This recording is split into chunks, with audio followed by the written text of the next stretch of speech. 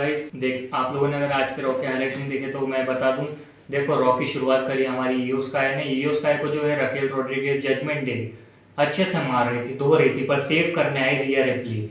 और रिया रिप्ली को तो आप जानते ही हो कि कितनी बैड है। वो आई, आते से पहले तो उसके पार्टनर को किक मारी, उसके बाद वो रकेल से भिड़ गई, फिर इयो स्काई ऊपर रिंग साइड से जो है चढ़ी और उसके ऊपर कूद गई रकेल के ऊपर।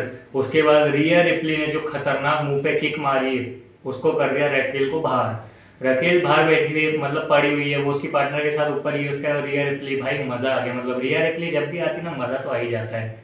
जो भी बोलो, फिर उस सेगमेंट को खत्म करते हैं। फिर अगला सेगमेंट आता है जहाँ पे ड्रैगन ली को जो है डोमिनिक मिस्टीरियो खत्म करने की कगार पर थे। मतलब अच्छे से कूट रहे थे, ऐसा लग रहा था कि अब तो ड्रैगन ली को कोई नहीं बचा सकता। पर तभी वहां पर इंटरप्शन करते हैं वाइकिंगो। वाइकिंगो आके पहले तो डोमिनिक मिस्टीरियो को मारते हैं, फिर बैलर को मारते हैं, फिर रिंग के अंदर जाके जेडी मैकडोना को भी मारते हैं। और ना सिर्फ इतना ही, मतलब दूसरी साइड से जाके जेडी मैकडोना को एक और किक मारते हैं। उसके बाद डोमिनिक जो है उसी की चैंपियनशिप से मार देता है वाइकिंगो को।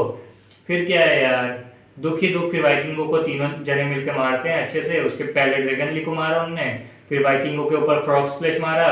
उसके बाद जो जजमेंट है वो स्टैंडिंग टॉल हमेशा की तरह। उसके बाद क्या है, वो तीनों ऐसे खड़े रहते हैं। फिर वो सेगमेंट हो जाता है खत्म। उसके बाद जो अगला सेगमेंट होता है वो होता है बैकी लिंच और नटालिया का, जहां पर नटालिया जो है वो क्विट कर देती है टैप आउट करके, पर बैकी लिंच जो है वो फिर भी नहीं छोड़ती है। तो नटालिया की जो पार्टनर है वो आके बैकी को धक्का मारती है। फिर वो नटालिया को क्या है, आदत है पोज मारने की, वो अपना वही पोज मारती है। उसके बाद बैकी लिंच को दो चार ताने मारती है। फिर वो सेगमेंट खत्म होता है। उसके बाद चैंपियन का सेगमेंट आता है नायोमी का।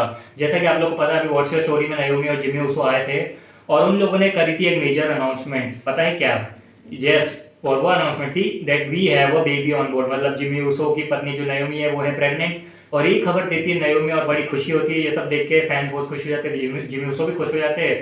फिर मेन इवेंट आता है ब्रॉन ब्रेकर वर्सेस जे उसो, जहां ब्रॉनसन रीड ब्रॉन की मदद कर रहा था, तो जे उसो की मदद करने आता है एलन नाइट।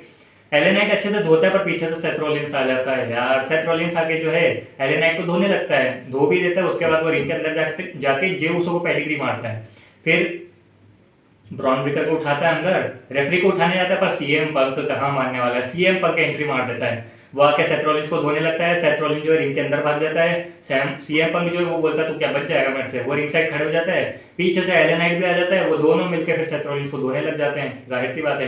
पर जैसे ही जीटीएस देने जाता है, सेथ रॉलिंस सीएम पंक की आंख में मार देता है। एलन नाइट टेबल पे गिर जाता है। उस मौके का फायदा उठा के सीएम पंक से बच के सेथ रॉलिंस भागता है, सीएम पंक उसके पीछे भागता है, ये दोनों चले जाते हैं। फिर वापस आ जाते हैं मैच के अंदर, जहां ब्रॉन ब्रेकर जो है वो जे उसो को टेबल पे पटकने की तैयारी कर रहा होता है। ऊपर टेबल लाता है, पर जे उसो सुपर किक मार देता है। उसके बाद ब्रॉनसन रीड उसको धक्का देके बाहर फेंक देता है जे उसो को। फिर वहां पर ब्रॉन ब्रेकर जो है वो तैयारी करने लगता है अपने स्पीयर की, पर रोमन रेंज का गाना बच जाता है। रोमन रेंज खतरनाक स्पीयर मारता है ब्रॉन ब्रेकर को। फिर वो अपना जो खतरनाक रौद्र रूप है वो धर ही रहा होता है, ब्रॉनसन रीड को सुपरमैन पंच मारता है। उसके बाद वो ब्रॉन ब्रेकर को उठा के रिंग के अंदर फेंकता है, फिर रेफरी को अंदर फेंकता है। फिर जे उसो जो है वो पहले तो किक मारता है सुपर किक, फिर ऊपर से स्प्लैश मारता है खतरनाक, वो भी टेबल के ऊपर। रोमन रेंज जो है वो अपने भाई को उठाते हैं। उसके बाद खत्म हो जाता है। वीडियो पसंद आया लाइक करो, चैनल सब्सक्राइब करो। मैं फिर मिलता हूँ नए